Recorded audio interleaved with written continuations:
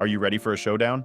The world of alternative energy has been buzzing with excitement in the recent years, with two heavyweight contenders vying for the throne: hydrogen fuel cell and battery electric. It's a battle for the ages, and the stakes have never been higher. The fate of our planet hangs in the balance. Which path should we choose to lead us into a brighter, cleaner future? In this video, we'll dive deep into both sides of the debate, examining the pros and cons of each, so that you can decide for yourself which contender comes out on top. So, join us in this video for a clash of titans: hydrogen fuel cell versus battery electric. Who will win the battle for the future? To begin with, let's take a general look at the workings of a battery electric vehicle. Both battery-powered and hydrogen fuel cell-powered vehicles utilize an electric motor, and to avoid going into too much detail, I won't delve into the various types and arrangements of motors here. All vehicles, however, require some sort of electric motor. The motor is charged by a battery, with the size of the battery determining the vehicle's range and power. Lithium-ion batteries are widely used, and electricity is produced by transferring a current between positive and negative electrodes. The electric energy is then sent straight to the motor, which rotates and transmits power to the wheels. While most battery electric vehicles feature a single-speed transmission, a few, such as the Porsche Taycan, include a two-speed transmission. The mechanics behind hydrogen fuel cell vehicles differ significantly from battery electric vehicles, despite both being ultimately powered by an electric motor that transmits power to the wheels through various arrangements. Before the electricity reaches the motor, several additional steps are required for hydrogen vehicles. First, hydrogen is required, which is stored in a tank and delivered to the vehicle in a manner similar to gasoline. It should be noted that although the hydrogen is stored in gas form, the pressure and temperature differences between fills can lead to variations in range. The gaseous hydrogen also consumes a significant amount of space, particularly compared to the energy it can produce, necessitating a larger than normal fuel tank. From there, the hydrogen enters a fuel cell, which is why hydrogen cars are often labeled fuel cell EVs. Within the fuel cell, hydrogen combines with oxygen to produce electricity and water, with the water exiting through a tailpipe and the electricity powering an electric motor in the same manner as the battery electronic configuration. Hydrogen cars also contain a small battery that can hold excess electricity and receive electricity from regenerative braking, where the vehicle's momentum is employed to charge the battery as the driver slows the car.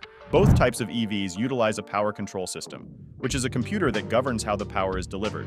And this is where car makers can establish a model's specific feel and driving dynamics. We have thoroughly examined both battery electric vehicles and fuel cell electric vehicles, and now it's time to dive into the advantages and disadvantages of each setup.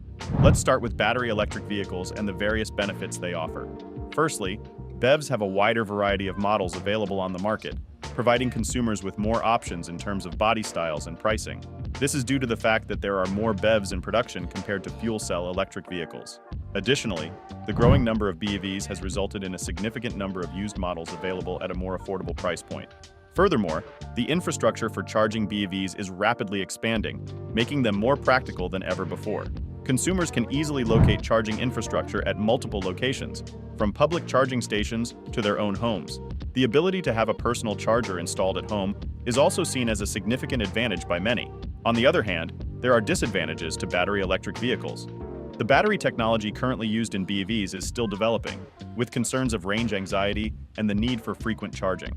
Additionally, the sourcing and disposal of batteries remains a concern for many environmentally conscious individuals. While battery electric vehicles offer several benefits, such as a wider range of options on the market and a reliable charging infrastructure, it is essential to consider their drawbacks, such as range anxiety and battery sourcing and disposal challenges, before making a decision.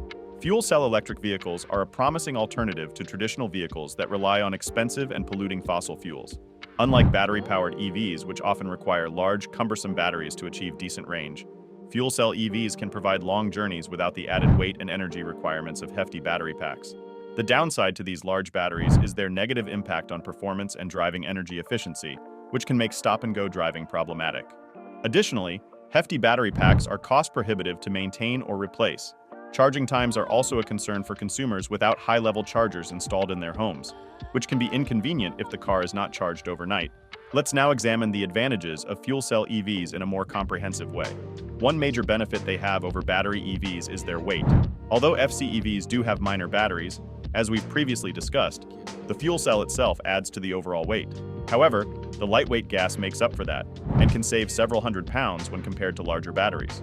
Another striking feature of hydrogen models is their impressive range, especially considering that they haven't been as widely researched and developed. For instance, The basic Toyota Mirai can go for just over 400 miles per tank, while the Hyundai Nexo can achieve almost 380 miles. In addition, fill-up times are similar to those of conventional gas stations. Furthermore, FCEVs provide a similar driving experience to BEVs in that they are remarkably quiet and deliver power smoothly. However, there are several drawbacks to FCEVs that cannot be ignored. Firstly, there is a lack of interior space due to the hydrogen tank's size. Automakers cannot maximize the interior dimensions as effectively as they can with BEVs, and some FCEVs may even have less interior room compared to their exterior dimensions. Additionally, FCEVs are currently more expensive than BEVs, although this could change in the future as BEVs become more affordable. Presently, FCEVs are harder to find on the used car market, adding to their overall cost. The infrastructure for hydrogen cars is also limited, with most hydrogen fueling stations being located in major California cities. Furthermore, fuel cell EVs tend to be underpowered compared to BEVs, with most models generating less than 200 horsepower, and their acceleration is usually inferior to conventional internal combustion vehicles. It seems that the global transition to electric vehicles will continue in the future. It's crucial to remember, though, that fossil fuels are still a source of dependence for both hydrogen-powered automobiles and battery electric vehicles, BEVs. This is due to the fact that although BEVs run on electricity, a large portion of that electricity is still produced from fossil fuels. Furthermore, pure hydrogen used in hydrogen-powered vehicles is frequently created via the SMR process, which heats methane obtained from fossil fuels. In spite of this, mainstream passenger cars will probably still favor BEVs. This is due to the fact that BEVs provide a large variety of models, a vast and ever-expanding charging infrastructure, and several other advantages. For instance, advancements in battery technology are expected to lead to increased range, quicker charging times, and lighter battery packs. Moreover, automakers have committed a substantial amount of funds and resources to the development of BEVs after observing the worldwide trend toward electric vehicles. In the upcoming years, this should only help to increase their accessibility and appeal. In general, electric vehicles signify a substantial departure from conventional gasoline-powered vehicles, even if they still depend on fossil fuels to some degree. It seems probable that in the years to come, electric cars will play a bigger role in our transportation system as automakers continue to invest in them and as technology advances. Nevertheless, there is a specific domain where FCEVs have a distinct edge over BEVs, specifically for heavy-duty and lengthy journeys, such as those made by commercial and long-haul trucks. This is due to the ability to accommodate a large hydrogen tank on the vehicle itself, allowing for a reasonable range that does not add excessive weight and reduces overall payload. Additionally, the refueling process can be enhanced by upgrading various gas stations and truck stops across the country to permit the pumping of hydrogen. Therefore, while BEVs will continue to serve as the primary option for the average consumer, FCEVs may have potential within particular industries with distinctive requirements. It's clear that the battle between hydrogen fuel cells and battery electric vehicles is far from decided. Each technology has their unique advantages and disadvantages, and the future may very well see a mix of both powering our transportation systems. What's important is that we continue to explore and invest in sustainable options for a healthier planet. Whether it's through advancements in hydrogen fuel cells or battery technology, the most important victory in this battle is the one we achieve for our environment. Kindly subscribe to our channel, like it, and share it. I appreciate you watching.